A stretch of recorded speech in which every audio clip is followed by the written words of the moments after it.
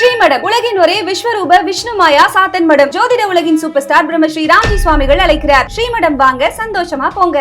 Spiritual tax தமிழர்களுக்கு வணக்கம். நான் உங்கள் வினோத் சுப்ரமணி. இன்றைய நல்லகாலம் நிகழ்ச்சியில் 2026 நடக்கக்கூடிய சனி பயிற்சி பலன்களை தான் பார்க்க போகிறோம். ஸோ இந்த சனி பயிற்சி வாக்கிய கணிதம் அடிப்படையில் நடக்கக்கூடிய சனி பயிற்சி. ஸோ அதனால 2026 இந்த சனி பயிற்சி பலன்களை பார்க்கறதுக்காக வாக்கிய கணித ஜோதிடர் மதுரையை சார்ந்த திரு வரதராஜ பெருமாள் நம்ம கூட இருக்காரு. வணக்கம்ண்ணா. வணக்கம் தம்பி. நம்ம இன்றைக்கி உங்களை சந்தித்தது மிக்க மகிழ்ச்சி. அது மட்டும் இல்லாமல் ஸ்பிரிச்சுவல் டாக்ஸ் உலகெங்கிலும் வாழக்கூடிய நம்ம ஸ்பிரிச்சுவல் டாக்ஸ் தமிழ் நேயர்களை சந்திச்சதில் மிக்க மகிழ்ச்சி. நம்மளுடைய நேயர்கள் எனக்கு தொடர்ந்து பெரிய ஆதரவு கொடுத்துட்ருக்காங்க. அவங்களுக்கு மகிழ்ச்சியோட கூடிய நன்றியை நான் தெரிவிச்சுக்கிறேன். ஓகே, ரொம்ப சந்தோஷம்ண்ணா.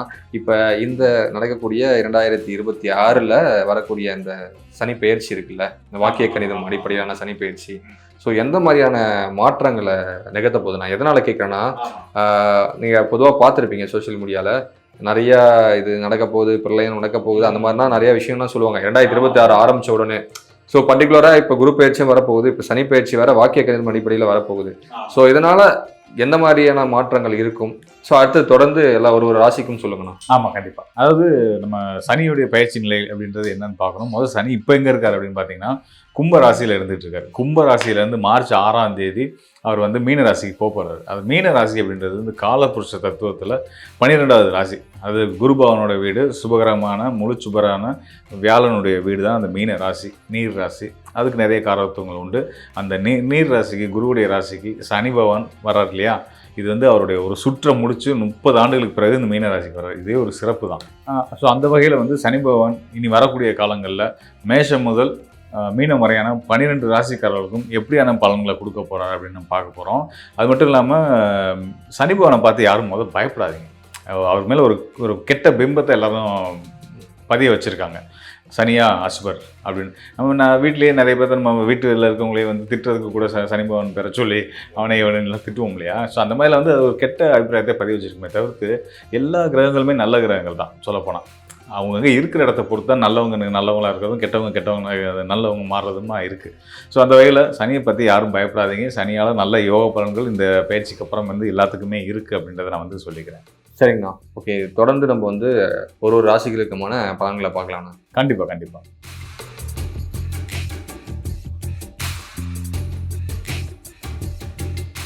நான் இந்த 2026 வாக்கிய கணித அடிப்படையில் சனி பயிற்சி பலன்களில் மேஷ ராசிக்கு எந்த மாதிரியான நற்பலன்களை சனி பகவான் கொடுக்க போகிறாரு? ஆமாம், நீங்கள் கேட்கும்போதே மக்கள் மேலே இருக்கிற அக்கறையில், மேசராசிக்காரங்க மேலே இருக்கிற அக்கறையில் நற்பலன்கள் கேட்டீங்க. உண்மையிலே நற்பலன்கள் கண்டிப்பான முறையில் இருக்குது. ஆனால் முதல் சனி எந்த நிலைக்கு வர்றாரு அப்படின்றத பார்க்கணும். அதாவது நம்மளுடைய மேச ராசிக்கு 12ஆம் வீட்டுக்கு சனி வரப்போகிறாரு. அதாவது 7.5 சனி ஆரம்பிக்குதுன்னு அர்த்தம். அதாவது சனியுடைய இந்த 7.5 சனி அப்படின்றது 7.5 ஆண்டுகள் சனி வந்து ராசியில் பயணிக்கக்கூடிய ஒரு விஷயந்தான். அதாவது ராசிக்கு முதல் ராசியான, அதாவது 12ஆம் ராசியிலையும், அதுக்கு அடுத்ததாக ராசியிலையும், அதுக்கு அடுத்ததாக ராசிக்கு 2வது ராசியிலையும் பயணிக்கிறது தான் அந்த மொத்த ஆண்டுகள் தான் 7.5 ஆண்டுகள். இந்த 7.5 ஆண்டுகள் 7.5 சனி நம்ம சொல்கிறோம். ஸோ அந்த வகையில் இந்த மீன ராசியில் வரக்கூடிய சனி பகவான், அது 7.5 ஆரம்பிக்கக்கூடிய இது வந்து ராசிக்கு பின்னாடி இருக்கக்கூடிய ராசியில் சனி வரும்போது 7.5 துவங்குதுன்னு அர்த்தம். 7.5 வருஷம் சனி நம்மளை தொட்ட போகிறாரு, ஃபாலோ பண்ணிகிட்டு இருக்க போகிறாருன்னு அர்த்தம். அவரோட ஆதிக்கத்தில் நம்ம இருக்க போகிறோம்னு அர்த்தம். ஸோ அந்த வகையில் முதல் ஆரம்பிக்கக்கூடியது வந்து விரயச்சனி. விரயச்சனி அப்படின்றது ராசிக்கு 12ஆம் இடத்துல. அந்த 12ஆம் இடத்துக்கு சனி வரும்போது அது நிறைய பலன்களை விஷயங்களை செய்யும், அசுப பலன்களையும் செய்யும் தான். அந்த இதில் பிரதானமாக சொல்லக்கூடியது விரயம் தான் சொல்லுவோம். அந்த 12ஆம் இடத்து சனி பேரே விரய சனி தான் நம்ம சொல்லுவோம். அப்படின்னா என்ன அப்படின்னு கேட்டிங்கன்னா, விரயம் எல்லாத்துக்குமே தெரிஞ்ச விஷயம்தான். நிறைய விரயங்களை கொடுக்கும், வீண் அலைச்சலை கொடுக்கும், போராட்டங்களை கொடுக்கும். இதுதான் பிரதானமாக நம்மளுடைய சேவிங்ஸை காலி பண்ணும் அப்படின்றது தான். ஏன்னா 12ஆம் இடம் விரயஸ்தானம் தான். அது சுப விரயமா அசுப விரயமான்றதை நம்ம வந்து டீட்டெயில் பண்ணி தான் பலன் சொல்லுவோம். இப்போ ஒரு ஜாதகமே கொடுக்குறாங்க அப்படின்னா அவங்க ராசிக்கு 12ஆம் இடத்துல, லக்னத்துக்கு 12ஆம் இடத்துல சனியோ ராகுவோ அசுப கிரகங்களோ இருந்துச்சுன்னா வீண் விரை செலவில் கொடுக்குமா அப்படி இல்லையான்றதை நம்ம வந்து டீட்டெயில் பண்ணி அவங்களுக்கு பலனாக சொல்லுவோம். ஸோ அந்த வகையில் இந்த விரைச்சனி காலத்துக்குள்ளே மேசராசிக்காரங்க என்ட்ரு ஆயிருக்காங்க. உடனே பயப்பட வேணாம். இந்த விரைச்சனி என்னென்ன பண்ணும் அப்படின்னா, நம்மளோட முன்னாடி சொன்ன மாதிரி சேவிங்ஸை மட்டும் இல்லை, 12ஆம் இடம் அப்படின்றது வந்து குடும்ப வாழ்க்கைக்கு ரொம்ப முக்கியமான ஸ்தானம். குடும்ப வாழ்க்கையில் 12ஆம் இடத்தோட ரோல் என்னன்னு கேட்டிங்கன்னா, போகஸ்தானம்னு சொல்லுவாங்க. அதாவது கணவன் மனைவி தாம்பத்திய வாழ்க்கையில் நல்லா இருக்கணும் அப்படின்னாலே வந்து இந்த 12ஆம் இடம் நல்லா இருக்கணும். 12ஆம் இடம் நல்லா இருந்தால் தான் அவங்களுக்கும் நல்ல ஒற்றுமை இருக்கும், அன்பு அந்யோன்யம்லாம் இருக்கும், இல்லறம் சிறப்பாக இருக்கும். ஸோ அது நல்லா இருக்கணும் அப்படின்னா 12ஆம் இடத்துல அசுபகிரக தொடர்புகள் வரக்கூடாது. இப்போ சனி வந்து ஒரு அசுபகிரகம். அவர் வந்து அங்கே உட்கார்றாரு, 2.5 ஆண்டுகள் இருக்க போகிறாரு. ஸோ என்ன மாதிரியான விளைவுகளை கொடுக்கும். அது மட்டும் இல்லாமல் தூக்கம், நிம்மதி, சந்தோஷம், பயணங்கள் இதெல்லாம் சொல்லக்கூடிய இடம் தான் 12ஆம் இடம். அந்த இடத்துல வந்து அமரக்கூடிய சனி பகவான் மேசராசிக்காரர்களுக்கு என்ன பலன்களை கொடுக்க போகிறார் அப்படின்றத நம்ம பார்க்க போகிறோம். நீங்கள் கேட்டதுக்கான பதிலையும் நான் சொல்கிறேன். கண்டிப்பான முறையில் அந்த 12ஆம் இடமாக வர்றது மேசராசிக்காரர்களுக்கு அவங்களோட பூர்வ ஜென்ம புண்ணியமாக வந்து மேசராசியில் பிறக்கிறது பூர்வ புண்ணியம் ஜென்மம்னு அது யோகம்னே சொல்லலாம்.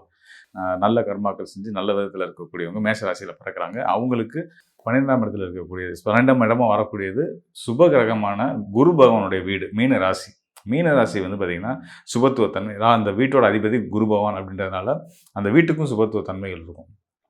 அங்கே சனி பகவான் வரும்போது அவருடைய தீய பலன்களை குறைச்சிப்பார். முதல் விஷயம் அதுதான். இதுக்கு அடுத்ததாக இந்த 2026 வந்து பார்த்திங்கன்னா சனி பயிற்சிக்கு அடுத்ததாக வந்து குரு பயிற்சியுமே இருக்குது. ஸோ குருவும் பயிற்சி ஆகிட்டு அவருடைய பார்வை வந்து சனி பகவான் மேலே உழவு போகுது. அதாவது உங்கள் மேசராசிக்காரர்களுக்கு 12ஆம் இடத்தில் இருக்கக்கூடிய மீனராசியில் இருக்கக்கூடிய சனி பகவானுக்கு குருவோட பார்வையே கிடைக்க போகுது. அப்படின்னும் போது கம்ப்ளீட்டாக அந்த 7.5 சனி அப்படின்றது வந்து விரைச்சனி அப்படின்றது வந்து தொந்தரவுகள் செய்யாது அப்படின்றத நம்ம அடித்து சொல்லலாம். கண்டிப்பான முறையில் மேசராசிக்காரர்களுக்கு உண்மையிலேயே உள்ளபடியே நல்ல பலன்கள் நடக்கும். என்னென்ன மாதிரி அப்படின்னா என்னென்ன விஷயங்கள் நான் பிரச்சனைன்னு சொன்னனோ அது எல்லாமே யோகமாக மாறும். அதாவது வீண் அலைச்சல், வீண் விரயம், குடும்ப வாழ்க்கையில் இருக்கக்கூடிய சிக்கல்கள் இதெல்லாம் தீர்ந்து குடும்ப வாழ்க்கையில் நல்ல ஒற்றுமை, நல்ல வேலை கிடைக்கிறது, நல்ல அதாவது ஆதாயமான பயணங்கள். வீண் அலைச்சல்ன்றது நமக்கு வந்து தொந்தரவுகளை மனசங்கடங்களை கொடுக்கும். இவ்வளோ கஷ்டப்பட்டு வந்தோம் போனோம், எவ்வளோ செலவு செஞ்சோம், எல்லாம் இது இப்போ பிரயோஜனம் இல்லாமல் போச்சு அப்படின்ற மாதிரி இல்லாமல் வந்ததுக்கு ஒரு பிரயோஜனம் நடந்துச்சு, நல்ல விஷயம் நடந்துச்சு அப்படின்னு சந்தோஷப்படுற அளவுக்கு நல்ல அலைச்சலையும் நல்ல பயணங்களையும் நிறைய நல்ல வெளிநாட்டு பயணங்களுமே கொடுக்கும். ஏன்னா மேசராசி 12ஆம் இடம் வெளிநாடை குறிக்கக்கூடிய ஸ்தானமும் கூட.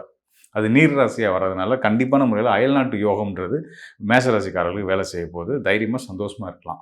ஓகேண்ணா. ஆனால் அதை தாண்டி இந்த 30 ஆண்டுகளுக்கு ஒரு முறை இந்த டிரான்சிட் வந்து இருக்கும் அப்படின்றாங்களே, ஆமாம், அது எந்த மாதிரின்னு கொஞ்சம் எக்ஸ்பிளைன் பண்ணுங்கண்ணா. சனி வந்து ஒரு ராசியிலே 2.5 ஆண்டுகள் இருப்பார். ஸோ அந்த மாதிரி வந்து அவர் வந்து தன்னோட சுழற்சியை ஒரு ராசியில் ஆரம்பித்து திரும்ப அவர் இன்னொரு அந்த ராசிக்கு வர்றதுக்கு 30 ஆண்டுகள் ஆகும்.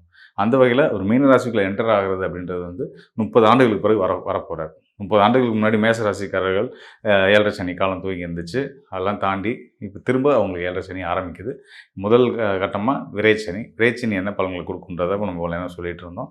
அதுபடி நல்ல பலன்கள் இருக்குது அப்படின்றது தான் நம்மளுடைய ஆலோசனை. இப்போ இவங்களுக்கு இந்த 7.5 சனி காலகட்டம்னு சொல்கிறீங்க. இப்போ இவங்களுக்கு இந்த வழிபாட்டு முறை, ஏன்னா எப்படியாவது 7.5 சனி காலகட்டத்தில் சனி பகவானால் சில பாதிப்புகள் இருக்கும்ன்றது ஒரு பொதுவான ஒரு கூற்று. ஸோ அதுக்கேற்ற மாதிரி இவங்களுக்கு எந்த மாதிரியான வழிமுறைகள், அதாவது தெய்வ தற்காத்துக்கிறதுக்கு என்ன பண்ணுறது, தற்காலத்துக்கு எந்த ஒரு விஷயம் பண்ணால் நல்லது அப்படின்ற மாதிரி. அதாவது உள்ளபடியே வந்து விதி விலக்காக தான் வந்து 7.5 சனி காலம் வந்து விரைச்சனி வந்து மேசராசிக்கு நன்மையில செய்யும் அப்படின்றத நான் வந்து சொல்லியிருக்கேன். ஆனால் பொதுவாக ஜோதிட விதிப்படி 7.5 சனி அது விரைச்சனி கண்டிப்பாக நிறைய தொந்தரவுகளை கொடுக்குன்றது பொது விதி. அது விதி. அதுதான் விதி விலக்காக இவங்களுக்கு யோகம் இருக்குது இந்த 2026ஆம் ஆண்டில். இனி வர்ற காலங்கள்லையும் அது இருக்குது அப்படின்றத நம்ம சொல்லியிருக்கோம். ஸோ அப்படின்ற போது வந்து எதுக்கும் எச்சரிக்கைக்கு நம்ம சில விஷயங்கள் நம்ம எப்பயும் பண்ணிப்போம்ல, எது பேக்கப்புக்கு ஒரு விஷயம் எடுத்து வச்சுப்போம்ல. ஸோ அந்த மாதிரி வந்து நீங்கள் பண்ண வேண்டியது வழிபாடுகள். மேசராசிக்காரர்கள் வந்து எப்போயுமே அவங்களுக்கு வந்து டிஃபால்ட்டாக முருக வழிபாடு தான். ஏன்னா ராசிநாதனே வந்து செவ்வாயோட அதிபதி முருகன் தான். முருகன் தான் தைரியம், போராட்டம், தன்னம்பிக்கை எல்லாத்துக்கும் அதிபதி. அவரை பிடிச்சிக்கிறது நல்லது. காவல் தெய்வமும் அவர் தான். அதாவது காவல் தெய்வம்னா எந்த இடத்துலனா கடன் சார்ந்த, எதிரி சார்ந்த, நோய் சார்ந்த பிரச்சனைகள் வந்து நம்மளை காக்கக்கூடியவர் அவர் தான். மேசராசிக்காரர்கள் கண்டிப்பான முறையில் சனி வந்து மீன ராசி நீர் ராசியில் அமர்ந்திருக்கிறதுனால கடல் சார்ந்த பகுதிகள், நீர்நிலை சார்ந்த பகுதிகளில் இருக்கக்கூடிய முருகன் ஆலயங்களுக்கு போய் வழிபட்டு வர்றது ரொம்ப சிறப்பு. உங்கள் ஊர்லேருந்து ரொம்ப தூரமாக இருக்குன்னா வருஷத்துக்கு 2 முறையாவது போங்க. ஊருக்குள்ளேயே இருக்கீங்க அப்படின்னா செவ்வாய்க்கிழமை போயிட்டு வாங்க. கண்டிப்பான முறையில் நல்ல பலன்கள் உங்களுக்கு கிடைக்கும். உங்களுக்கு இருக்கக்கூடிய ருணரோக சத்ரு, அது நோய், எதிரி, கடன், வீண் விரயங்கள், சங்கடங்கள் இதெல்லாம் வந்து தவிர்க்கணும். அதாவது வீண் விரயங்கள் அப்படின்றது வந்து பார்த்திங்க அப்படின்னா நம்மளை அறியாமல் காசு நட்டமாகிறதுன்றது ஒரு பக்கம். அதை தாண்டி அசுப செலவுகள்னு சொல்லுவாங்க இல்லையா. இந்த இன்றைக்கெலாம் வந்து பார்த்திங்கன்னா இன்றைக்கி சமூகத்தில் குடிக்காத ஆளுகளே இல்லைன்ற அளவுக்கு நிறைய பேர் ட்ரிங்க் பண்ணுறாங்க. ஸோ அந்த மாதிரி விஷயத்தில் பழக்கமே இல்லாதவங்க கூட போகிறதுக்கு வாய்ப்புகள் உண்டு. ஏன்னா அசுபஸ்தானத்தில் 12ஆம் இடத்துல சனி உட்கார்றாருல. அப்போ அப்படியான பழக்கங்களும் அது சம்மந்தப்பட்ட நபர்களும் தொடர்பில் வருவாங்க. ஸோ அதெல்லாம் தவிர்த்து நம்மளை ஆரோக்கியமாக நல்லபடியாக வச்சுக்கிறதுக்கு, நம்மளுடைய பொருளாதாரத்தை நல்ல விதத்தில் நம்ம வந்து சேமித்து வச்சுக்கிறதுக்கு முருகனோட அருள் ரொம்ப தேவை. அதுவும் நீர்நிலை சார்ந்த பகுதியில் இருக்க முருகன் ஆலயங்களுக்கு போய் வழிபட்டு வர்றது ரொம்ப ரொம்ப சிறப்புகளையும் கொடுக்கும், நல்ல விஷயங்களையும் கொடுக்குன்றதான் சொல்லிக்கிறேன். நான் ரொம்பவே சிறப்பாக இருந்தது. எல்லாருக்கும் பயனுள்ளதாக இருக்கும். ஆனா நான் இதை தாண்டி இப்ப 2026ல இப்ப வாக்கியப்படி வர இந்த சனி பெயர்ச்சி ஏற்கனவே போன வருடமே வந்து 2025லே வந்து நிறைய கான்ட்ரவர்சி ஆச்சு. இப்ப இதை கொஞ்சம் புரிதலுக்கு நம்மளுடைய ஆடியன்ஸ்க்கு கிளாரிஃபை பண்ற மாதிரியான விஷயங்களை தான் நான் கேட்க வரேன். என்னன்னா இப்ப இது வாக்கிய கணித அடிப்படையிலான சனி பெயர்ச்சி, ஆமா. அந்த பலன்கள். ஸோ அது வந்து இப்போ 2025ல போனது திருக்கணித அடிப்படையிலான பலன்களை வந்து கொடுத்துருக்கோம். ஸோ இதை கொஞ்சம் கிளாரிஃபை பண்ணிக்கணும் நம்ம ஆடியன்ஸ்க்கு. ரொம்ப எளிமையான விஷயம். 2 ஆண்டுகளுக்கு ஒரு முறை தான் வந்து சனி பகவான் ஒரு ராசியிலிருந்து இன்னொரு ராசிக்கு போவார். அந்த அடிப்படையில் வாக்கிய கணிதப்படி 2023 டிசம்பர் மாதம் பயிற்சி ஆயிருந்தார். இப்போ 2025 26 வந்துருச்சு, மார்ச் மாதத்தில் பயிற்சி ஆகிறாரு. கணக்கு கரெக்டு தான். ஸோ இது என்ன விஷயம்னு கேட்டிங்கன்னா, வாக்கியம் ஃபாலோ பண்ணுறவங்க இருக்காங்க, ஜோதிடர்கள் இருக்காங்க, மக்களும் இருக்கிறாங்க. திருக்கணித முறையை ஃபாலோ பண்ணக்கூடிய ஜோதிடர்களும் மக்களும் இருக்காங்க. ரெண்டுக்கும் சின்ன வித்தியாசங்கள் இருக்குதான். ஆனால் என்ன விஷயத்தினால வாக்கியத்தை நம்ம ஃபாலோ பண்ணுறோம், திருக்கோயில்களில் வந்து திருநள்ளாறுல இப்போதான் வந்து இது இப்போ நடக்கக்கூடிய பேச்சை தான் சனி பேச்சை எடுத்துக்க போகிறாங்க. போன வருடம் நடந்தது அவங்க எடுத்துக்கல. காரணம் என்னென்னா, பாரம்பரிய முறையில் வரக்கூடியவங்க, பாரம்பரியத்தை பின்பற்றி வரக்கூடிய எல்லாருமே வந்து பார்த்தீங்கன்னா, அதில் நம்பிக்கை உள்ளவங்க எல்லாருமே வந்து பாரம்பரிய ஜோதிடத்தை, வாக்கிய கணிதத்தை எடுத்துக்குவோம். ஸோ இந்த வாக்கிய கணிதம் அப்படின்றது வந்து நமக்கு இந்த ஃபார்முலாவை கொடுத்தது சித்தநாதர்கள். சித்தநாதர்கள் கொடுத்த கணிதத்திலேயோ அவங்க கொடுத்த எந்த ஒரு விஷயத்துலையுமே மாறுதல் செய்கிறதுக்கு யாருக்கும் அதிகாரம் இங்கே கிடையாது.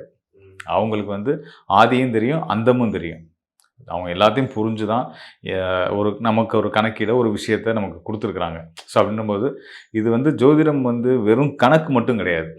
கணக்கு அடிப்படை கணக்கு தான். ஆனால் கணக்கு மட்டும் ஜோதிடம் கிடையாது, இது ஞானமும் சம்மந்தப்பட்டது. அதனால் ஜோதிட ஞானம் ஒருத்தருக்கு இருக்கணும். அப்போ அந்த ஜோதிட ஞானத்தோட, அந்த தெய்வ பலத்தோட, அந்த சித்தர்கள் கொடுத்த அந்த கணித முறைப்படி அந்த மேலே இருக்கக்கூடிய நம்பிக்கையின் அடிப்படையில் தண்டை தேடி வரக்கூடிய மக்களுக்கு பலன்கள் வந்து ஜோதிடரை நம்ம கொடுக்குறோம். ஸோ அந்த அடிப்படையில் சனி பயிற்சியை நாங்கள் ஜோதிடர், அதாவது வாக்கிய கணித ஜோதிடர்களாக நாங்கள் வந்து இப்போ வரக்கூடிய பயிற்சியை தான் சனி பயிற்சியாக எடுத்துக்கிட்டு மக்களுக்கு நாங்கள் அதுக்கான பலன்களை சொல்லிகிட்டு இருக்கோம். இதே மாதிரி திருக்கணிதத்து மேலே நம்பிக்கை உள்ளவங்களோட நம்பிக்கையை நம்ம தப்பு சொல்லக்கூடாது. அவங்களோட நம்பிக்கையில் அவங்களுக்குன்னு ஒரு தெய்வ பலம், அவங்களுக்குன்னு ஒரு வாக்கு பலம், அவங்களுக்குன்னு ஒரு நம்பிக்கைலாம் இருக்கு இல்லையா? அதன் அடிப்படையில் அவங்களும் மக்களுக்கு நல்லது சொல்லணும்னு நினச்சி அவங்க ஒரு நம்பிக்கையில், அவங்களோட ஒரு கணக்கீட்டில் அவங்க ஒரு பலன்கள் சொல்கிறாங்க. அது அவங்களோட எதை மக்கள் எடுத்துக்கணும் அப்படின்னு கேட்டிங்க அப்படின்னா, ரெண்டையுமே தாராளமாக எடுத்துக்கிட்டு நீங்கள் மக்களாக நீங்கள் பண்ண வேண்டியது திருக்கணிதம் வாக்கியமான்ற சண்டைக்குள்ளே நீங்கள் வர வேணாம். அது ஜோதிடரோட பிரச்சனை. நாங்கள் அதை பார்த்துக்குறோம். நீங்கள் வந்து உங்களுக்கு நல்ல பலன், சரியான பலன் யார்கிட்ட கிடைச்சாலும் நீங்கள் தாராளமாக எடுத்துக்கலாம் அப்படின்றதான் நாங்கள் சொல்ல வர விஷயம். இதுக்கெல்லாம் தாண்டி ஜோதிடம், இந்த கணிதங்கள், இந்த கணக்கீடுகள் இதெல்லாம் தாண்டி உங்களோட தெய்வ பக்தி உங்களை எப்பயுமே காப்பாற்றும் அப்படின்றத நான் உங்களுக்கு உறுதியாக சொல்லிக்கிறேன். ஓகே. ஆனால் இப்போ என்னன்னா, இப்போ நீங்கள் சொல்லிட்டீங்க திருக்கணிதம்னா திருக்கணிதத்தை நீங்கள் ஃபாலோ பண்ணிக்கோங்க, ஆமாம், நீங்கள் வாக்கியம் பார்க்குறீங்கன்னா ஃபாலோ பண்ணிக்கோங்க, எல்லாம் ஒன்று தான் அப்படின்ற மாதிரி சொல்கிறீங்க. இருந்தாலும் பலன்கள் வந்து முரணாக இருக்குல்லண்ணா. இப்போ வந்து திருக்கணிதம் அடிப்படையில் ஏற்கனவே சொல்லிட்டாங்க, அப்போ ஒரு பலன்கள் சொல்லியிருப்பாங்க. இப்போ வாக்கியம் கணித அடிப்படையில் இப்போ பலன்கள் நீங்கள் சொல்கிறீங்க, இப்போ ஒரு பலன்கள் இருக்கும். ஸோ இந்த பலன்களில் முரண் இருக்கிறதுனால அவங்க கன்ஃபியூஸ் ஆகிறாங்களே, காமனாக ராசி பலன் பார்க்குற ஆடியன்ஸ். ஸோ அவங்களுக்கு கரெக்டாக ஒரு விழிப்பு கொடுங்க. அதுதான் இது வந்து ஜோதிடர்களோட நம்பிக்கை அடிப்படையில் சொல்கிறது தான். ஜோதிடர்களாக, வாக்கிய கணித ஜோதிடர்களாக நாங்கள் வந்து சித்தர்கள் கொடுத்த அவங்க மேலே இருக்கிற நம்பிக்கையில் வரக்கூடிய 2026 மார்ச் மாத சனிப்பயிற்சியை காலமாக எடுத்துக்கிறோம். திருக்கணிதம் அதன் மேலே நம்பிக்கை இருக்கவங்க போன வருடமே அதை எடுத்துக்கிட்டாங்க. ஸோ இந்த ஜோதிடர்களோட நம்பிக்கை, அவங்களோட இறை நம்பிக்கை சம்மந்தப்பட்டது, அவங்களுடைய பக்தியை சம்மந்தப்பட்டது, பாரம்பரியத்தின் மேலே அவங்களுக்கு நம்பிக்கை சம்மந்தப்பட்டது. ஸோ அந்த வகையில் இங்கே வந்து எந்த விஷயம் வேலை செய்யும்னு கேட்டிங்கன்னா, ஜோதிடத்தை அதான் திரும்ப நான் தான் உங்களுக்கு அழுத்தமாக சொல்கிறேன், ஜோதிடரோட ஞானம் தான் இங்கே வேலை செய்யும். கணக்கீடுகள் இதனால தான் நான் மக்களுக்கு சொல்றேன், மக்கள் இந்த குழப்பத்துக்குள்ள வர வேணாம். அதனால சுயஜாதகம் முடிவு தான் வந்து இறுதியானதுன்றீங்க. ஆமாம், கண்டிப்பாக கரெக்டாக நீங்கள் சொன்ன விஷயம் அதுதான். சுயஜாதகத்தோட வரும்போது இப்போ நம்ம பலன் சொல்லுவோம் இல்லையா, பலன் சொல்லும்போது வந்து அவங்களுக்கு வந்து நம்ம சொல்றது சரியா இருக்கும் பட்சத்தில் தாராளமாக எடுத்துக்கலாம். திருக்கணிதப்படி ஒருத்தர் கணிச்சு ஒருத்தவங்க பலன் சொல்றாங்கன்னா அதையும் எடுத்துக்கலாம், சரியா இருந்தால் எடுத்துக்கலாம். மாறுதல் வருது, உங்களுக்கு ஒரு குழப்பம் வருது அப்படின்னா நீங்கள் ரீசெக் பண்ணி பார்த்துக்கலாம். ஃபைனலாக வந்து இப்போ புரிஞ்சிடுச்சுன்னா, இப்போ இது வந்து எல்லாமே ஒரு பொதுவான பலன்கள் தான். இது வந்து ஒரு இத்தனை பர்சன்டேஜ் தான் இதனுடைய பலன்கள் இருக்கும். ஆனால் சுயஜாதகத்தோட வந்தாங்கன்னா ரொம்பவே சிறப்பாக கண்டிப்பாக நீங்கள் சொல்கிறோம். ஆமாம், ஓகே, ரொம்ப நன்றி. நன்றி.